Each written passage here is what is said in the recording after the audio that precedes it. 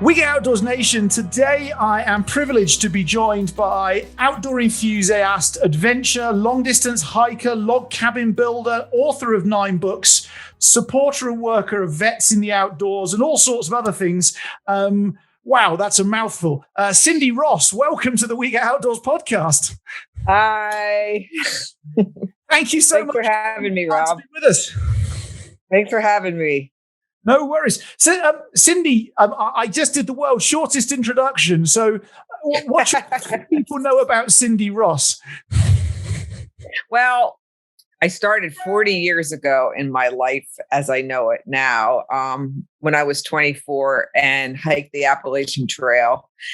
Some people say that it's an adventure of a lifetime, but my husband, Todd, who also hiked it, we decided to switch that up and call it and have a lifetime of adventures. Because some people look at hiking the Appalachian Trail as, one adventure and then that's it. And, when you start out, especially young, it's like, oh, I want to keep doing this and a whole lot more. So I'm just glad that we weren't one of these 70-year-olds that tried it. And it's like, shit, my whole life I could have been doing this and now it's almost over.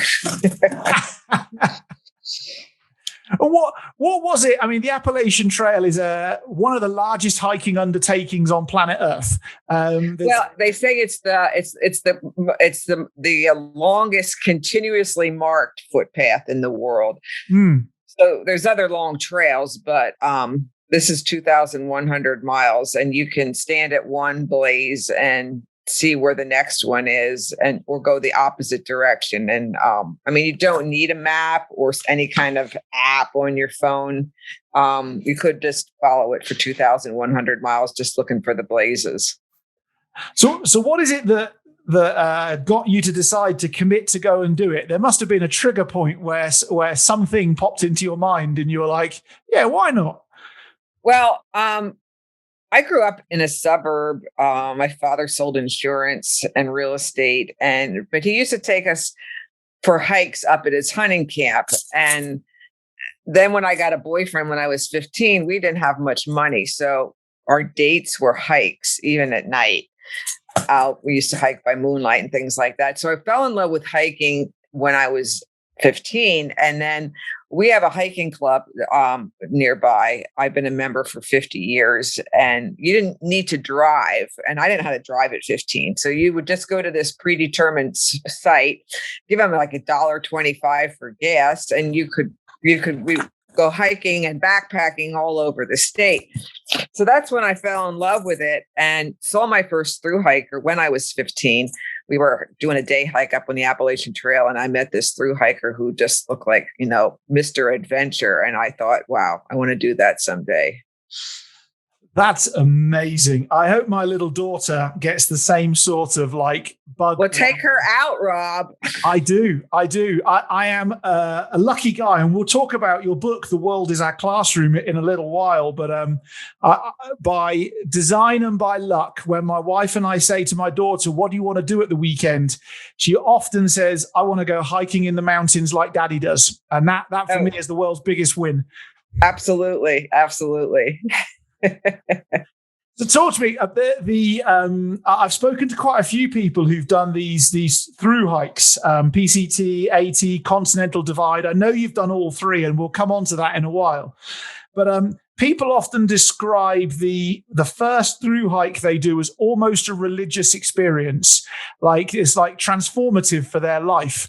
How was it for you? How did you change? Did you change as a human being from the start to the end, or what happened? Well, I was pretty spiritual back then, more than I am so now. And my childhood girlfriend and I planned to hike the Appalachian Trail. We spent a couple years actually planning for it. And we sewed all of our clothing. We made our own leather moccasins. We dried all our food. I mean, even cutting grapes in half and making our own raisins. We did everything. And she was going to get married and move to Alaska afterwards. So this was going to be our last hurrah as best friends. And she had a little fling on the trail and left me. And I was devastated because number one, she was my best friend, and number two, I'm an extrovert and I don't like to hike by myself. So I hurried faster than I should and ended up breaking my foot from a stress fracture. And so I was pretty religious because I was alone and scared and lonely and everything like that. So, and then the second half, I had to get off the trail and come back home because I couldn't hike. And then did the trail in two halves. In the second half, I had a great partner and she stayed with me. And so, yeah, it was kind of a religious hike. Since then, I would consider myself spiritual, but when you're by yourself and you're scared, God's your best friend. Because if there's no one else, that's where you go. But so, yeah, I would agree with that. But I don't know if my partner would have left me and I didn't break my foot, if I could say the same thing. I think you're right. There's a different experience, isn't there, between being out there on your own, doing something, lost in your own, being in need too. I mean, I didn't just need a shower and need, somebody to do some trail magic. I was like, alone and scared and trying to figure out a broken foot and everything like that. Yeah, you needed a doctor and a hospital.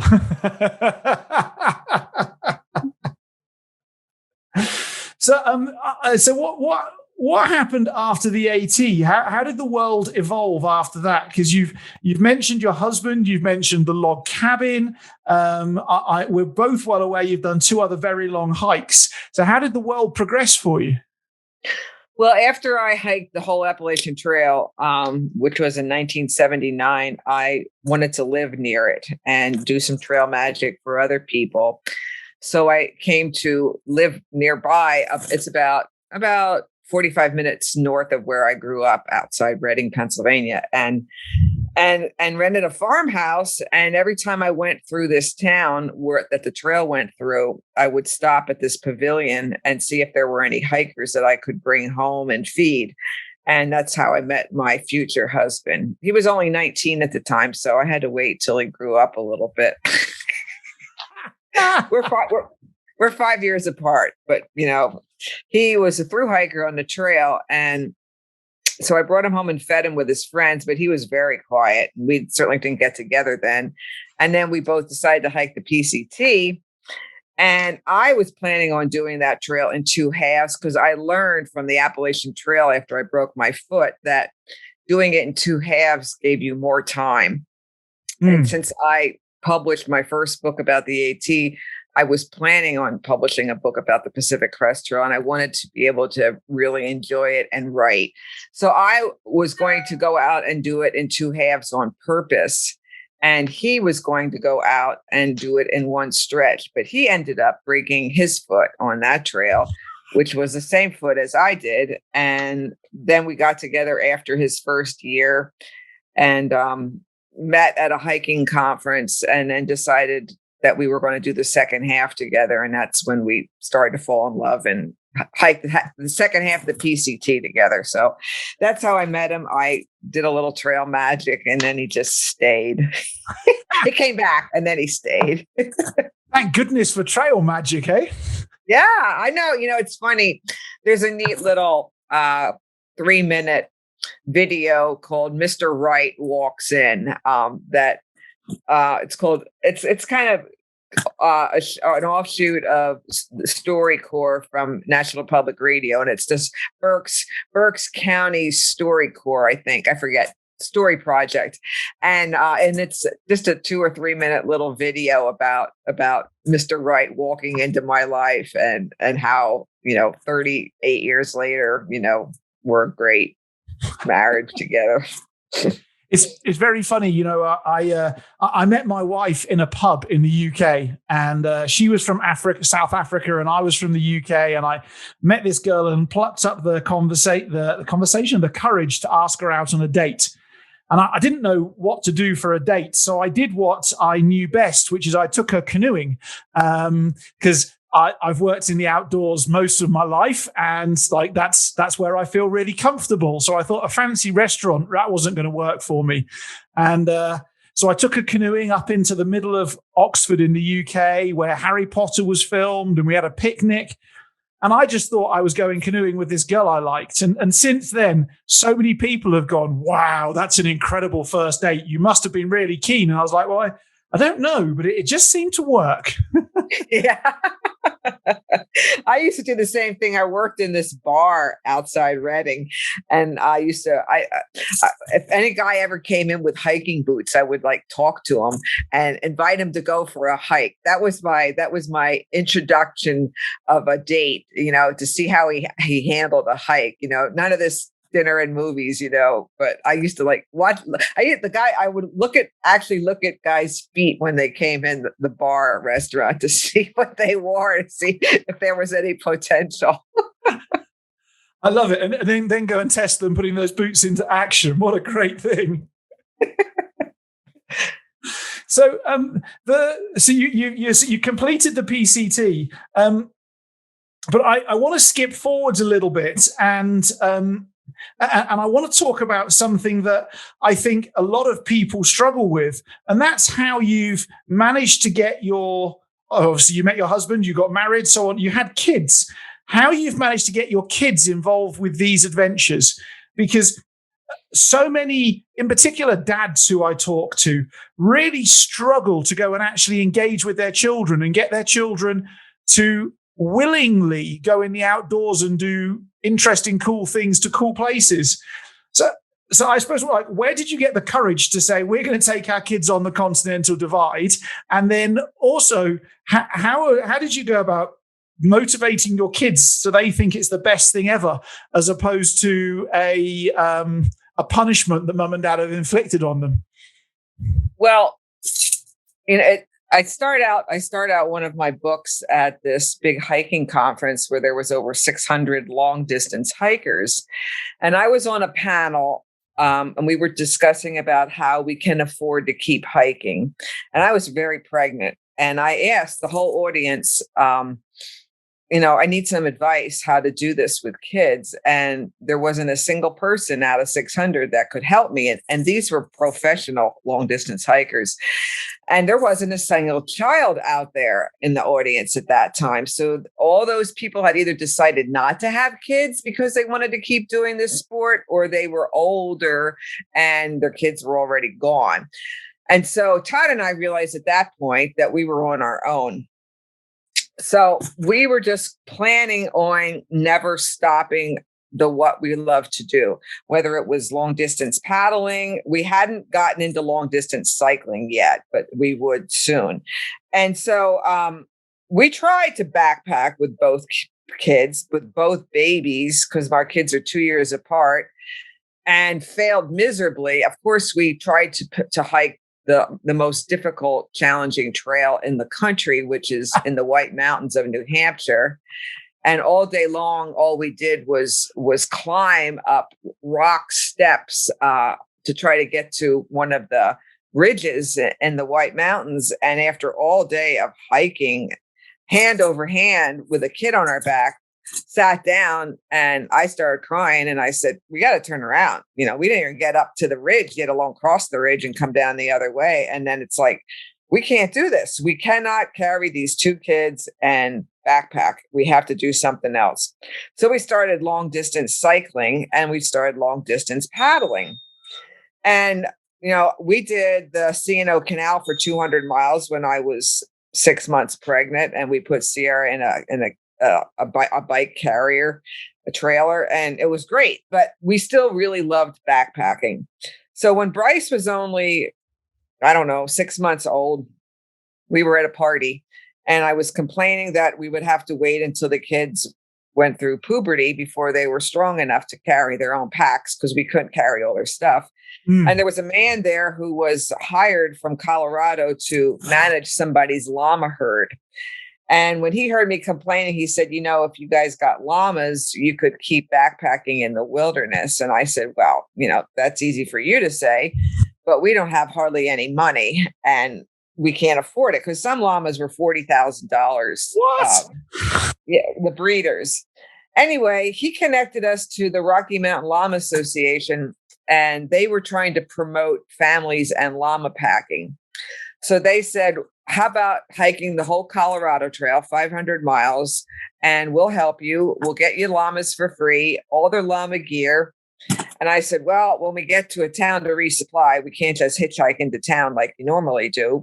We'll have these llamas. So they set us up at road crossings every week or so to meet other llama packers, and they would take us home with their trailer, help us do our Bryce was only one. We had 100 cloth diapers. And so we were planning only on doing that one 500-mile stretch with Bryce because it was pretty challenging to do his diapers up, on the summits of the Rockies where we could have thunder lightning storms 5 times a day and have to put up our tent because we were so exposed. But we fell in love with the sport the first couple of days and decided that we were going to leave Colorado to come home with a trailer and our own string of llamas and go back to the Canadian-Montana border and start to do the whole Continental Divide Trail, which the Colorado Trail is part of. So that's what we did. We bought llamas, and every year we trailered them out to the Rockies and hiked another 500 miles. So our kids grew up every summer in the wilderness, llama packing and hiking. So second part of your question, we took Sierra on her first backpacking trip when she was 3 months old. We did 70-mile trail in Pennsylvania. She was a piece of cake. The only time we really started to have trouble was when we had 2 babies and then we couldn't carry our stuff. So we llama packed for years until we got down to New Mexico and the end of the trail. And so our kids grew up in the wilderness and they have always loved it from the start and still do today. So anytime any parent says to me that they want to wait, you should never wait. I mean, we took Sierra outside as soon as she was born and she was fussy and she would stop crying as soon as we took her into the night air, and she would just be aware, even if, it wasn't like there were stars out or whatever, because we live in the forest, but she would just stop crying. And we realized that's her happy place. And so we just always took them there. So I would never tell a parent to wait. I think you should start immediately. And then, my husband used to mow with Sarah on his back and put earphones on her, and they were just always outside. They grew up without a TV. The whole the river nearby and the mountain range, it was their backyard. And that's how we raised them. They only were inside when it was cold or wet. I love it. I often say I've helped a lot of parents in the past, and I often say maybe we give our kids too much choice. And if we put a big smile on our face and a huge amount of enthusiasm into our character, and we're going hiking and we're going to have the most amount of fun ever, and you're coming and there is no choice, it's incredible that even if a child, and my daughter's done this on a couple of times, she wants to watch some nonsense on one of our phones, and we say, no, phones are off, we're going hiking, and we do it. She has 5 minutes of the day where she's grumpy or stroppy, and then suddenly she kind of absorbs our enthusiasm and excitement and our delight and buys into it. And once you get through that, and it's literally 5 minutes, and it happens very rarely, but once you get through it, she's into it. And we have the candy fairy makes a visit on occasions where one of us runs ahead and hides candy somewhere, and she goes finding the candy on the trail, and it's the candy fairy. And we look at the different shapes in the mountainside and in the trees and imagine what forests or giants they could be, or whatever, dragons, and suddenly that enthusiasm and creativity from us just is in her. And I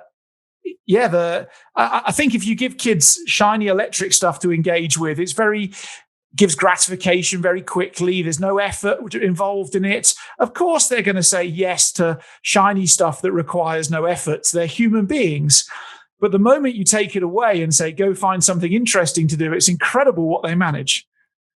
Well, the other thing too, Rod, is that, I think too many parents, especially parents that really like to hike and like to cover miles, they forget that they're not in charge.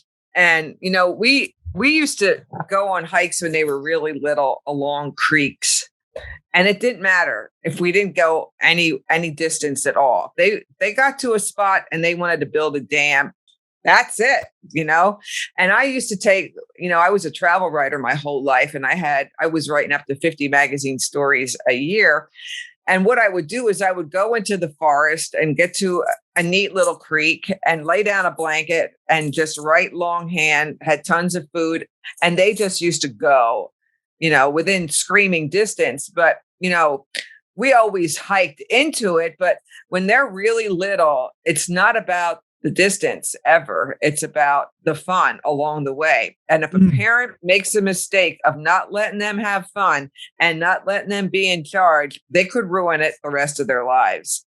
So that's a real big point. It's not about, because once they get strong and they love the movement and they like to walk, then it won't be a problem. But until that point, they're all about fun.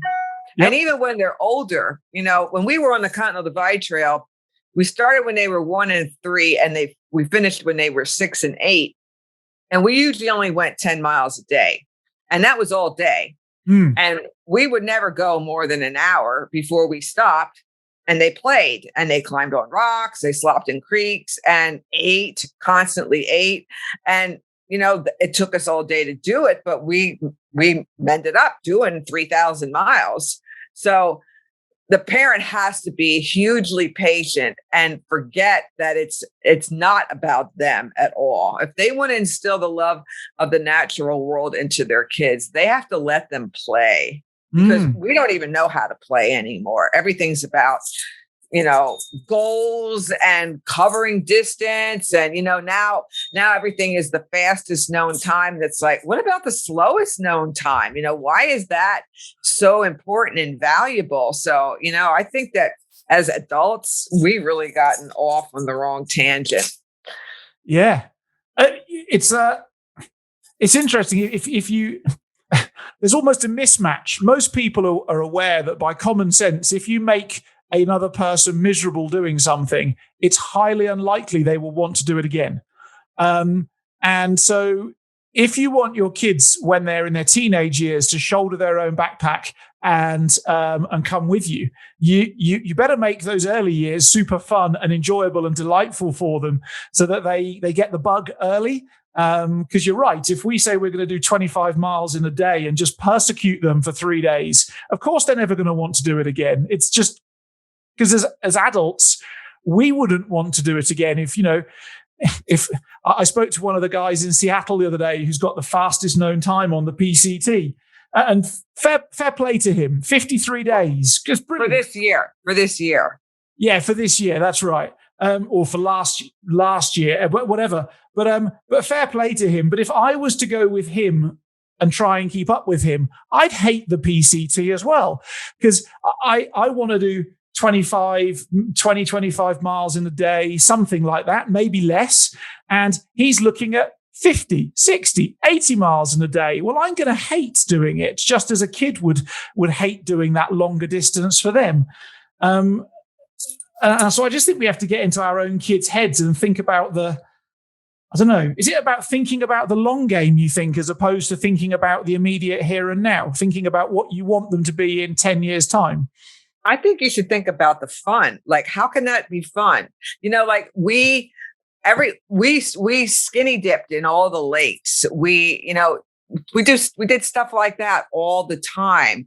We went out and looked at stars and meteorites, even when we were on the long trail. I mean, those are the fun things, having campfires, it's not just about covering the miles. It's got to be all those other magical times that make being out there important and valuable, and for them to develop a need for it in their own lives. I mean, I don't want to just go hike.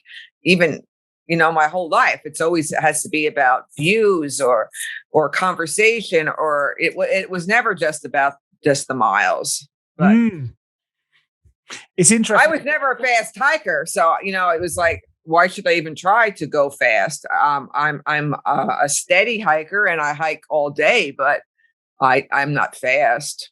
I mean, I'm fast when I do a power walk for exercise now, but not. And it was weird when I first realized that I go the same pace, whether I'm on a day hike or I've got 60, 70 pounds on my back is what we used to carry back then. It's the speed that I need to walk at in order to see around me enough and absorb my surroundings. So that was how I gauged my pace. It's very interesting. I've got some friends in Europe who've done some very long hikes, and I've done them as well. And if there was the hare and the tortoise, from Aesop's fable, I'm definitely the tortoise. It's interesting that we can do the same hike several years apart. And I talk to them about the view or about the monastery or about the old building. And they literally say, the what? Yeah. And I'm like, so we've rushed to get to a campsite to put our tent up, to lie down because we're tired, to eat some food we don't particularly want to eat, maybe, dehydrated something or other. No, they don't even eat that anymore. Everything now is cold soak without a stove. And Todd and I were just down on the Continental Divide Trail in New Mexico and trying to go lightweight. And it's like, we're eating, pesto with pine nuts and bringing olive oil, and they're eating cold refried beans in a plastic bag, and they're looking at us, and it's like, if we don't have a good meal at the end of the day, it's just not enough to keep us out here hiking every day. And that's amazing as well, because that's another part of taking your kids out, is that part of the kids' experience is that weird and wonderful food that they can have along the journey. It might, maybe even picking wild strawberries or berries if we're in the early fall or something. It's another part of the experience that kids will tolerate cold refried beans in a plastic bag for a meal as a novelty. But if it's every day for 7 days, they're not going to like it quite quickly. In my one book, Rob, and if some of the listeners don't understand why this is important, one of the chapters in The World is Our Classroom, I talk about risk and the gifts of risk taking in our lives, and especially instilling that in our kids. And one of the most important things we learned and figured out as our kids were growing up and we were out in the wilderness, and we saw that very first couple of years on the Continental Divide Trail, where the kids would problem solve as very young children, whether how to test rocks to cross a creek and which ones to put their foot on and have momentum, or how to get to a pass and figure out which way to navigate going down the other side by looking at the land and deciding that this particular pasture or meadow look better than over there where it could be a drop off. And when they were really little, we would have to take our llamas, and if it was tough terrain, the kids couldn't ride. They had to go ahead by themselves, and we would be right behind them, and they would navigate the pass the way we would have as adults. And then Todd and I realized how much these kids had learned in the wilderness by our modeling, and that just broadened out into everything, whether it was going through storms or having hard times as far as weather or challenges or things like that. And so I talk about in my book about how early experiences in the wilderness and the outdoors and having to problem solve, even if they're just listening to their parents, trying to decide if we should stop hiking because the weather's too bad, or we shouldn't go up to the summit because we could get like struck by lightning, or, all those things they're learning by listening to us and being there with us.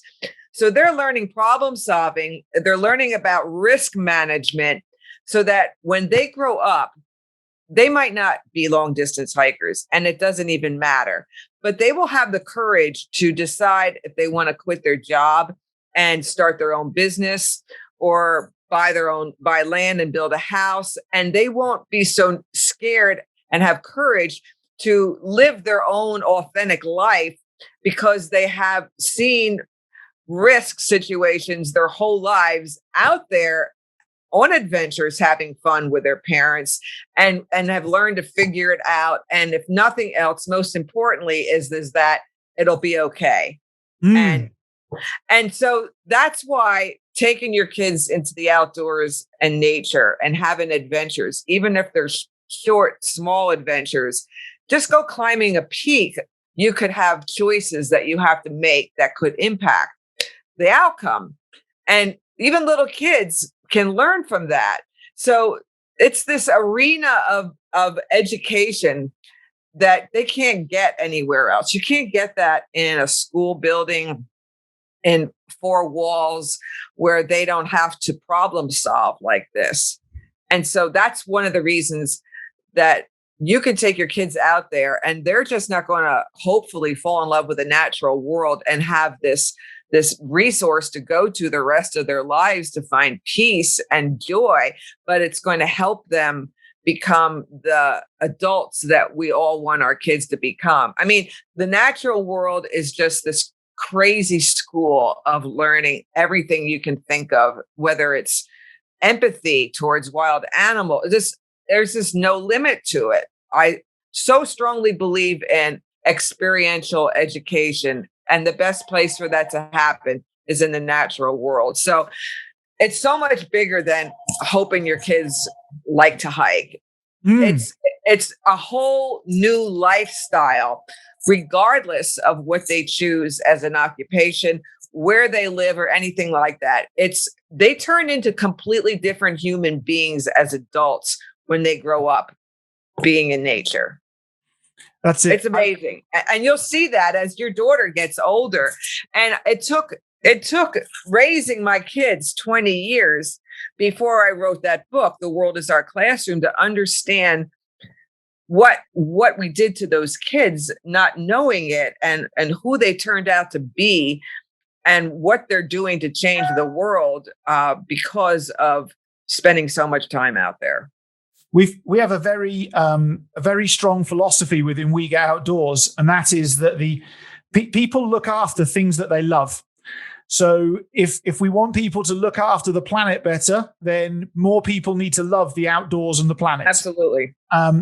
And when I'm talking and training people about working with kids in the outdoors, my background's in education, just a while ago, and I often ask, we're talking about risk management. What's the largest risk? And for me, the largest risk is kids learning to hate the outdoors because of the experience they've been given. Because if we don't manage that risk and actually give them love as opposed to hate, then they're never going to love the outdoors. They're never really going to look after it. Or when they see the thing on the news about needing to go and help your local park or engage with so-and-so or do whatever else, they'll just brush it to one side because of that hate they developed inside of themselves when they were younger. And I often think as parents, we get caught up in our own agenda as opposed to our kids' agenda, and aren't flexible enough to adapt our agenda to meet in the middle. Because from what you're describing, yes, you wanted to do the Continental Divide. Yes, you could have done it in a season or 2 seasons if it had just been you and Todd.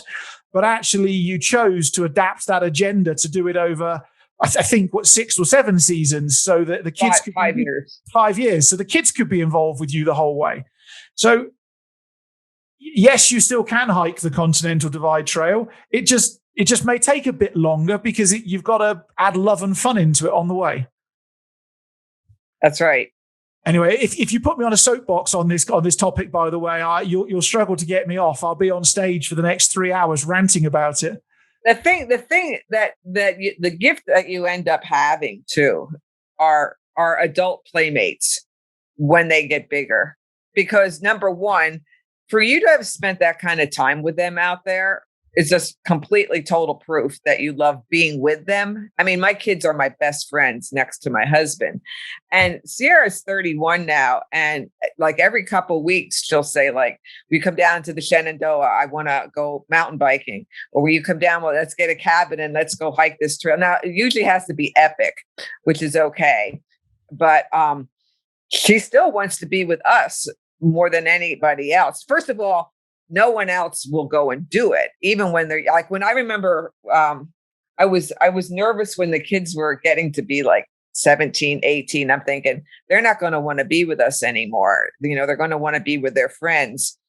But their friends don't know how to do this. They don't have the money for it. And, you know, it's like, are your friends going to go to Patagonia with you for a month and go backpacking? I don't think so. So we're gone. So, you know, we still go all over the world together on big adventures, and they like being with us. And to me as a parent, that's the greatest gift you can get back from your kids, is that they want to be with you, and to have lifelong, you know, outdoor playmates is the best part of it. So after 20 years of having fun with them out there, they give it back to you, and they still want to be with you as you get older. I think I'm living proof of that. Before COVID hit last year, I happened to mention to my dad, who's 73 with 2 false hips, that I was going to go and do a 6-night backpack in the Drakensberg Mountains here in South Africa. And there's no tents involved. You go from like log cabin to log cabin over 6 nights. It's a really nice way of experiencing the world without having to carry the world and its wife on your back. And he said, good. Where's my tickets? Because you have to get a pass, because they only give you so many passes out. Where's my tickets? And I was like, well, you've got 2 false hips. Hasn't stopped me yet. And he was disappointed when he couldn't come because of COVID. And I have to admit, I was very disappointed as well. And I think that all gels back round in the same circle. Yep.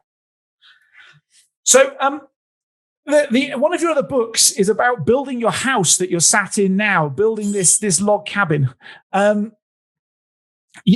like to point out that quite a lot of people, when they buy a house, you know, they go onto a website or into a real estate agent, and they go and look around a few and say, this is the one, and then move in. And did you start by chopping the trees down? Not actually, we did. So when we were on the Pacific Crest Trail, Rod, we were planning on coming home and going to log building school up in the boundary waters of northern Minnesota. It was called the Great Lakes School of Log Building for 10 days. And so we would stop on our breaks as we backpacked, and we would take sticks and we would play with truss designs on, you know, how we wanted to design our roof. We would do floor layouts in the sand.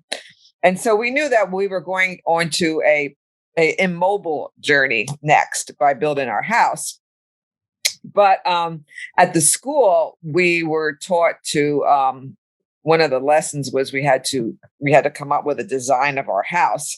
And since Todd and I were long distance backpackers, we did not want to go in debt, because our freedom and our independence was so important to us. And we talked about this before we started recording, was that we wanted to create this lifestyle where we had as much independence and freedom as you do on a long hike.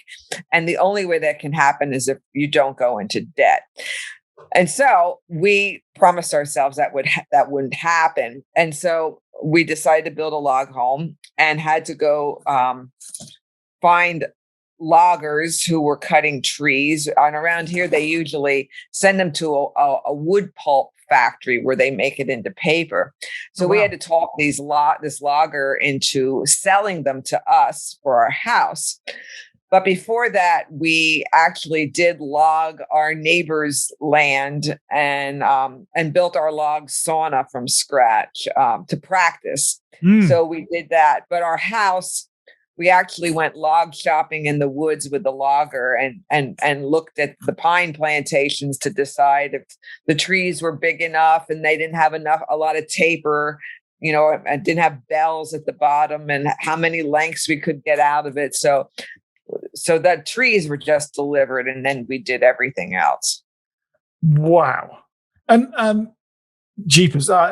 We never, since we didn't go into debt, Rob, we didn't have to ever go.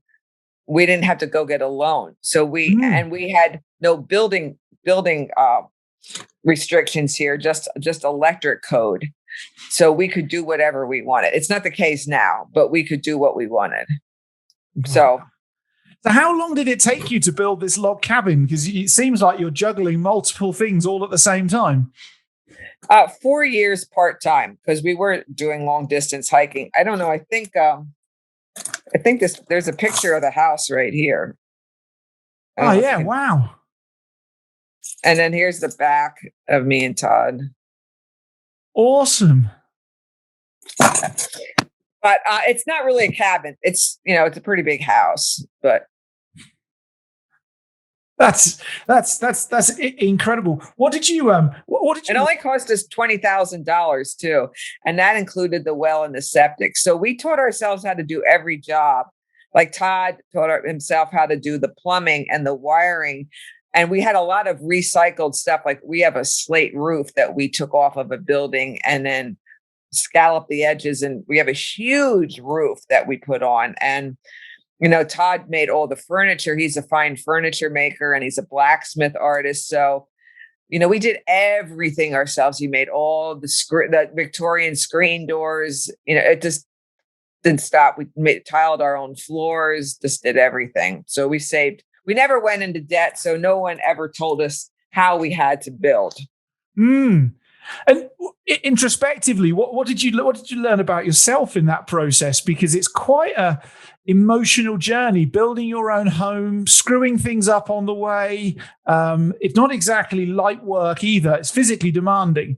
Right. And my book, The Log Cabin Years, the subtitle is how one couple built a home from scratch and created a life. And we were pretty young. I mean, Todd was only 24 and I was like 29. And so we never built anything before. We built the sauna to practice, and then our log building teacher up in Minnesota didn't even have a telephone. So when we got to our roof system and we built trusses, that's one way, that's one kind of roof design. But then when we decided that we were going to put 2,000 slate on top of the roof, we had to have rafters too. So it was two roof designs. And so we didn't know how far these trusses needed to be spanned before it to take that kind of crazy weight. And there was no one to ask. And our log building teacher didn't even have a telephone.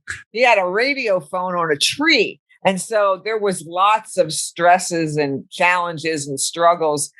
And then my husband is, he's introverted and he's Pennsylvania German and Swiss, and he's not a big communicator verbally. And so, we had to make sure we kept each other safe and didn't smash logs into each other's bodies. And spanning 4 years, it was hard because, we would go backpacking in between too. In the summer. So how to rest your body, throw on 60 pounds or something on your back and go for a walk. Well, he worked a full-time job at night. So he would come home and then sleep a little bit and then build all day. And then he worked at a kitchen cabinet factory from 3 to 11. So he said he used to go there to rest, even though he was the fastest cabinet maker in the whole factory, but it was easy compared to building a log house. So there's, over the past year, from what I can pick up, there's the idea of homesteading and living in a log cabin and moving away from urban COVID environments to more rural places has become very, very popular. Middle of last year, just buying seeds in the US to plant in your garden was a mission. Or canning lids. That was crazy. Canning lids. Yeah. Canning lids, to put on top of jars where you're putting food up used to cost like $1.60 for 12, and they were selling them for $1 a piece, and you couldn't find them anywhere. And even in South Africa, where I am now, they are as rare as hen's teeth to find canning lids. I know they're already starting to hoard them. Yeah, it's like toilet paper all over again. They're going crazy. I thought maybe all these people that wanted to try gardening and really, didn't do a good job at it would kind of like toss it in, this year, because now that we can get out a little bit more, they would just say, forget the gardening. That was okay last year, but I'm not into it. But I don't know. Maybe they're still buying the canning lids. That's my hope, that Craigslist and eBay and Facebook Marketplace at some point in time in the next 12 months will be swamped with all sorts of things people thought they wanted and never really have used. Right. So what's your advice for people who want to go and live this lifestyle similar to yours and build their cabin and do that sort of thing? Like, are they crazy? Where should they start? Well, like do a little raised bed garden in the backyard and grow a couple tomatoes. Like our neighbor here, his wife wanted a garden. So he started out, Rob, by cutting down half his forest because he lives in the forest. And so he wanted to get light in there. Okay. Number one dumb thing, because he still hardly has any sunlight coming in. So, and then it takes years to build up soil. I mean, it's forest soil. It's not good soil to grow food. And so he was over there and he decided what to put in. And I tease him a lot. And one time I was over there, I went by riding my bike and I go, so is anything coming up? And he goes, I don't know.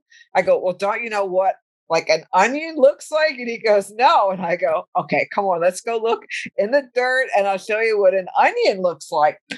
And then he just forgot about it and golfed or whatever and never got a single onion or potato or anything out of it.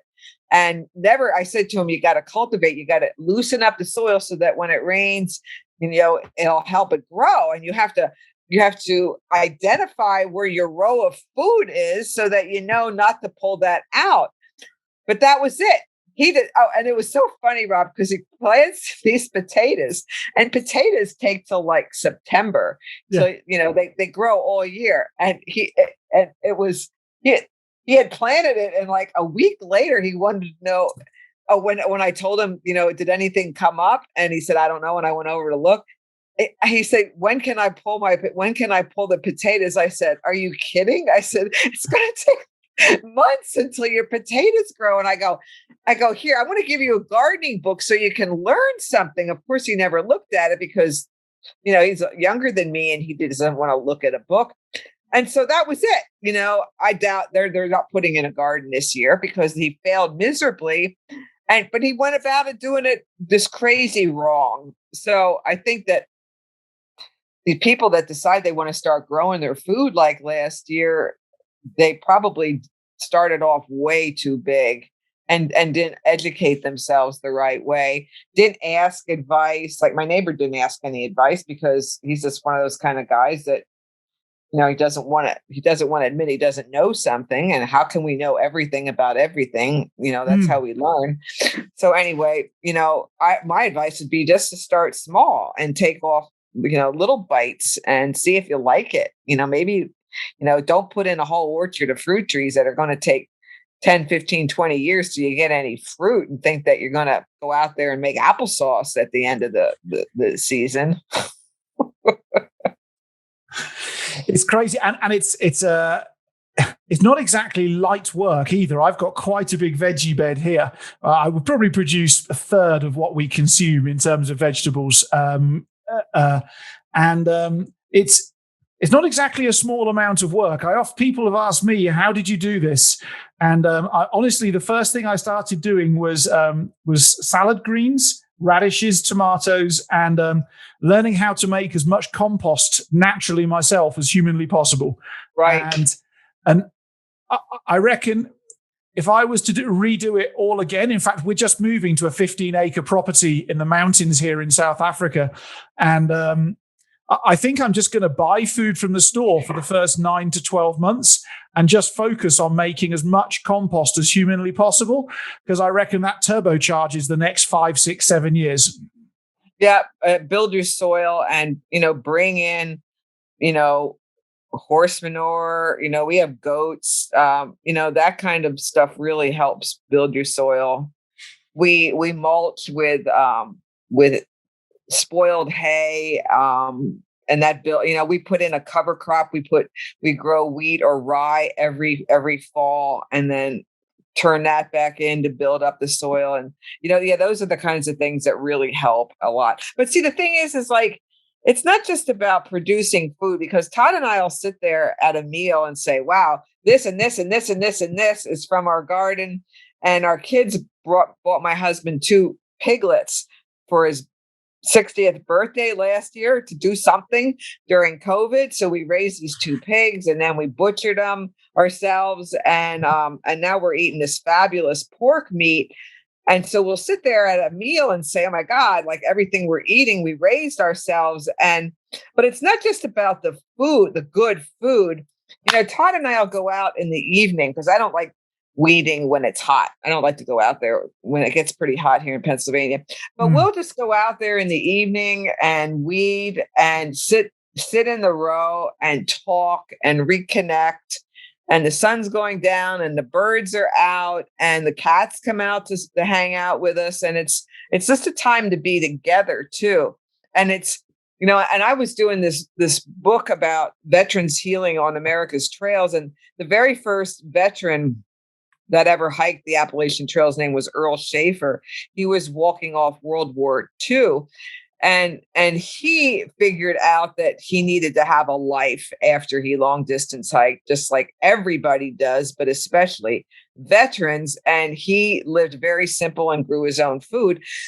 But I was doing all this research on what happens to your body, what happens to your brain when you're in nature and forest bathing and all that stuff, but discovered that actually there's something in soil that goes into our bodies that's like a narcotic, like is similar to an antidepressant. And you can breathe it when you work on the soil too.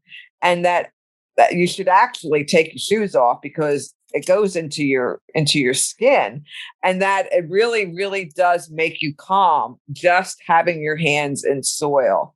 And so it's like, wow, that's just one more, gift that you get from growing your own food and being outdoors like that. So it's not just, another job to have to grow your own food because of COVID, or you're trying to not have so many toxic chemicals in your body, but it's another way to find peace and joy and build relationship with another person. So just like when you're hiking, there's all these other gifts that happen besides exercise, just like you have more than just good food. There's something that's actually making your brain change by gardening. There's a unique connection.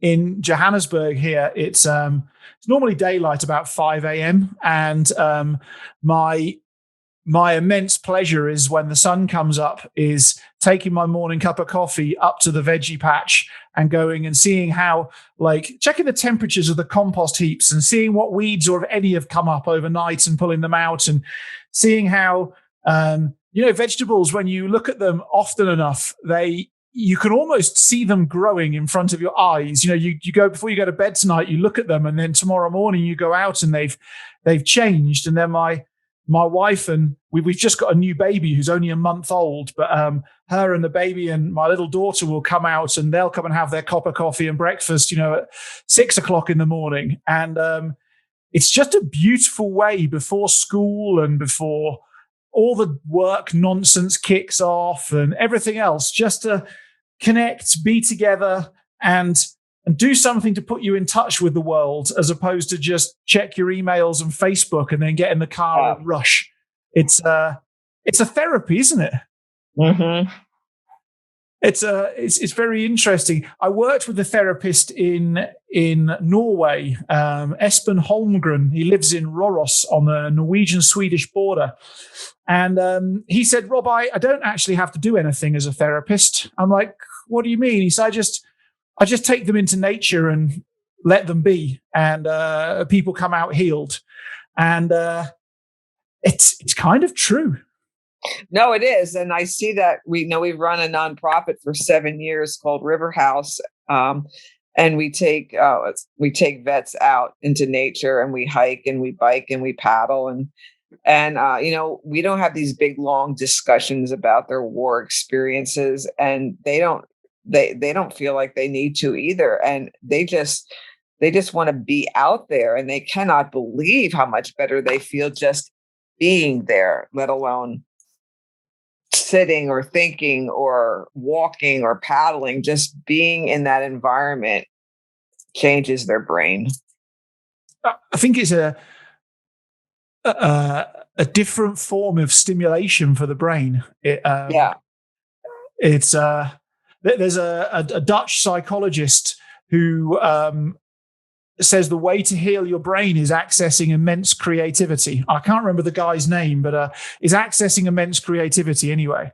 And when you're surrounded by electronic stuff the whole time, phones, laptops, computers, cars, or even other people using those things, TVs, another great example, your creativity diminishes very, very quickly.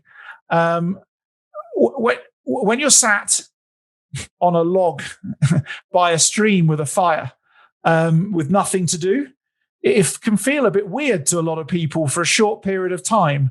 But once you get through weird, it actually suddenly your imagination starts working, and you start to creatively problem solve and process the world in a different way.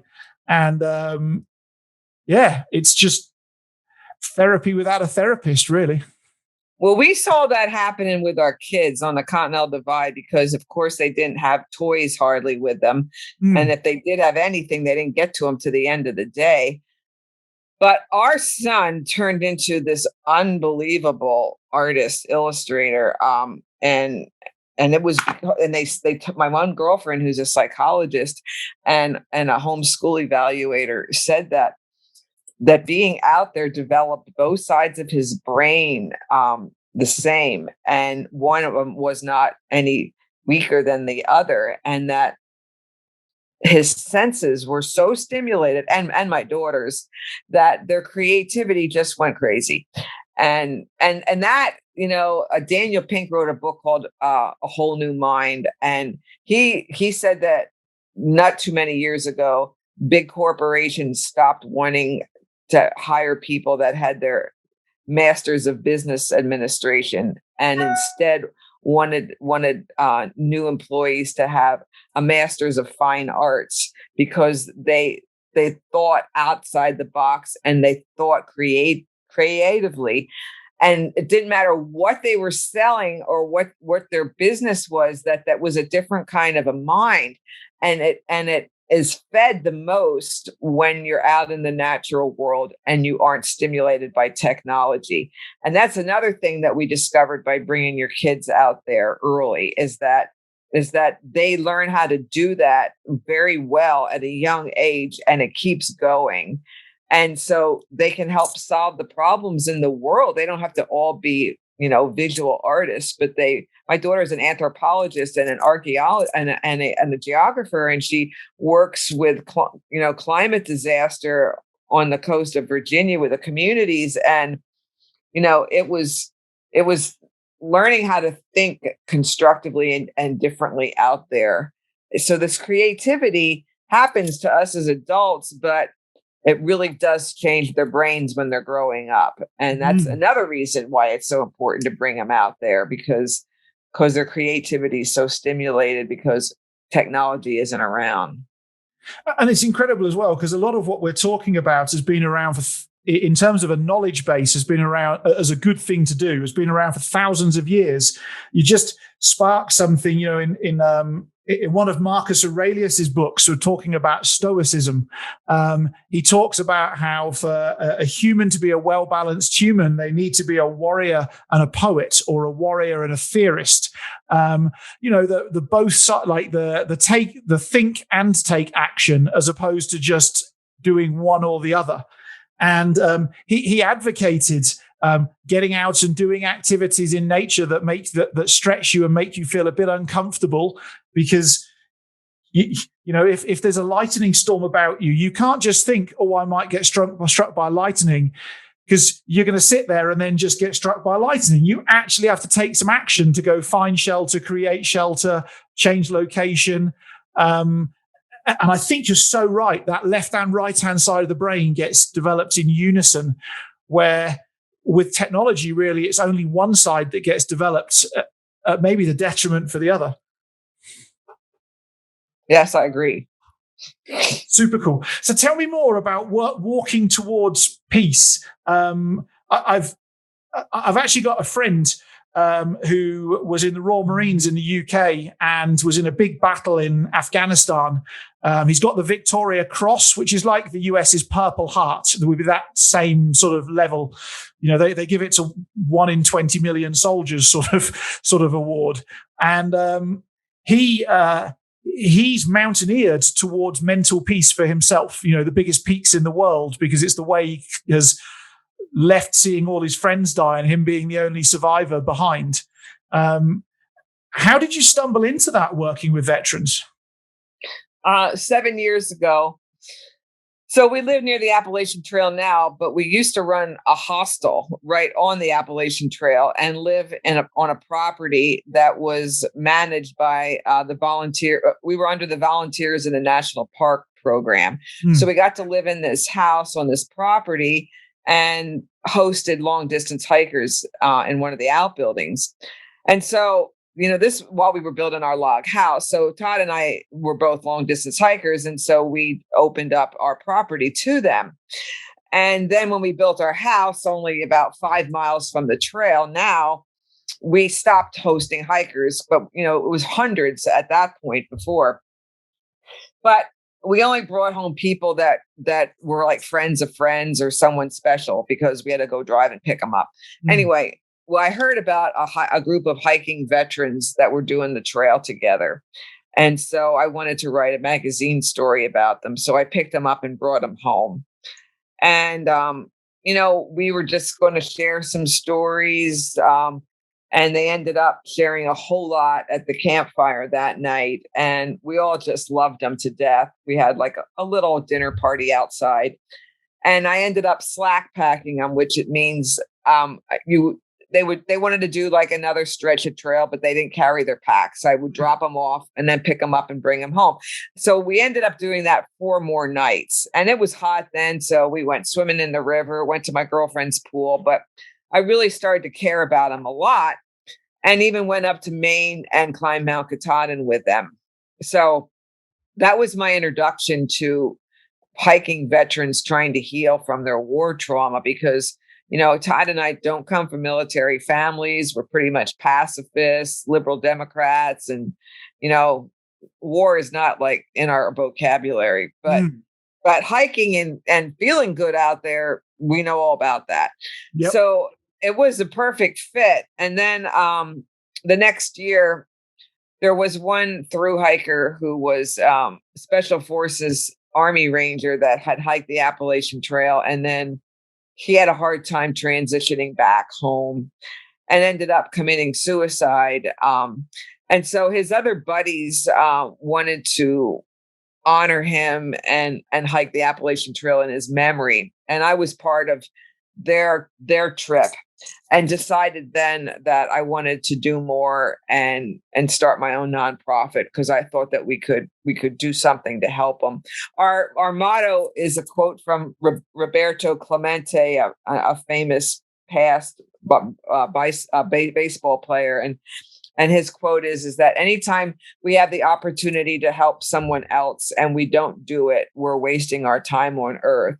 So we thought, okay, this is something we can do. So for about 5 years, we worked in tandem with 2 VA hospitals nearby, and they would bring us vans of veterans that were in a therapy program for PTSD or drug or alcohol abuse.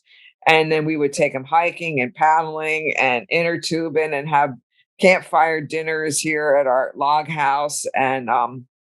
And that's when I started to decide that I wanted to write a book, because I started meeting quite a few of the veterans that were actively trying to stay in nature longer and heal from it. So that's where the book comes from. So the book is called Walking Toward Peace: Veterans Healing on America's Trails. And out of 25, probably 15 of them are hiking long distance or did something crazy. Like one guy hiked all 3 national scenic trails, rode his bike across the whole country a couple ways, as paddling rivers from source to the Gulf of Mexico, all trying to get better. I mean, he just knows that the longer he's out there, the better he's feeling. So he doesn't want to stop. So it goes anywhere from, guys that are day hiking or doing some really long distance hikes. So over the years of me meeting these vets and becoming close to them and having relationships, I wanted to tell their story about how being in nature heals. And I did a lot of research and it proves what happens to your body and your brain when you're out there, which will happen for anyone, but especially if you've had trauma or you need to heal. So you don't need to be a combat vet to get, really good healing vibes by being out there. So I'm really excited. It just was released today on Amazon, and I just hope this is the first book out of 9, Rob, that isn't about me and my family. And I was just like the conduit for them to stream their stories through me. And then I told their story. But I think it has more potential to help other people than any book I've ever written. I mean, to the point where it can save people's lives. So I'm really excited to have this book be out there and help some of these guys. So what was it that got you to change perspective on your writing from that 8 books that are about you and Todd and the kids and the log cabin and so on and so forth, and then go, actually, I'm done with writing about us. Now I want to write. Oh no, I'm not done. That was just a little time out. Now, actually, Todd and I, when I turned 60, he said, let's go do something epic and, start the new decade and get fit. So we went up to Jasper National Park and started to mountain bike the Great Divide Mountain Bike Trail. Awesome. So every year we went out and we mountain biked 800 miles. And so actually this morning when you called, I'm working on that next book about circling back to the divide 25 years later and mountain biking it instead. So now I have a lot more books in me, but that's probably the last book I'll write about other people. Fine. How's that divide changed over the past 25 years? I mean, obviously you started at one point once 25 years ago and you're pressing repeat. What do you notice as different or better or worse? Well, part of the change has to do with us and who we are now. And I was really happy to see that. I mean, I'm 65 now and we still have one more little stretch to do. But we don't feel we aren't carrying 60, 70 pounds like I did through the Sierra in the snow. And I wouldn't do that again, even if I was 27 years old. But we don't feel much different physically as far as being able to go out there and stay out there. And we haven't really figured out lightweight. We're still carrying like 35 to 45 pounds. But our relationship changed because now, our kids are grown, and not that we had to learn to like each other and be together again, because that wasn't the case. But I think the bigger differences is how hiking and long distance hiking and the land has changed. Like, I think we saw the most because now there's huge fires. So much of the land is devastated. Doesn't look anything like it did years ago because of the fires. Through New Mexico, it's so dry down there, and we were hiking. So just to give you so when we did the Continental Divide Trail with our kids and llamas, we llama packed from the Canadian border down to the Colorado-New Mexican border. But when we got there, the trail wasn't built. The Continental Divide National Scenic Trail wasn't built through New Mexico. It was on the road. So you had to walk roads and many blacktop, and water sources were 40 miles apart. And we couldn't do that with our llamas. We certainly couldn't carry water for the llamas. So our other friends who were long distance hikers said, look, just get rid of your llamas. We got tandem mountain bikes and pulled trailers. And the Great Divide Mountain Bike Trail had just opened that year. And so we rode that through New Mexico.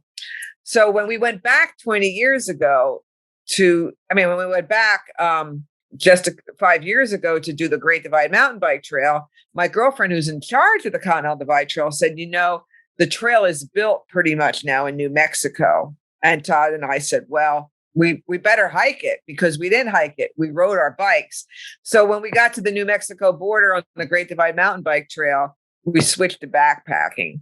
So now we're backpacking the whole state, and we have 160 miles to go down at the border. But because of that, 25 years later, being in New Mexico, we saw how the drought and the dryness has changed backpacking. And actually, there's 2 women in their 80s down in southern New Mexico that drive their trucks into the mountains and have water caches because there's no water. I mean, there's no water for the cows, and the ranchers the land can't support life anymore. So we're having this discussion, Todd and I, like, why is the trail here? How can we even hike through New Mexico if the ranchers can't have cows anymore and have ranches because there's just no water anymore? So the land is changing, and so backpacking is changing, especially in New Mexico. So, I want to write about those kinds of changes too, as far as, and then, the whole lightweight, that's just a different kind of mentality than, they're hiking like, 40, 50 miles a day. And we don't want to do that. So, they're hiking all night long because they want to get it done because it's such a long trail. So it's like, well, we're taking 5-6 years to do it again.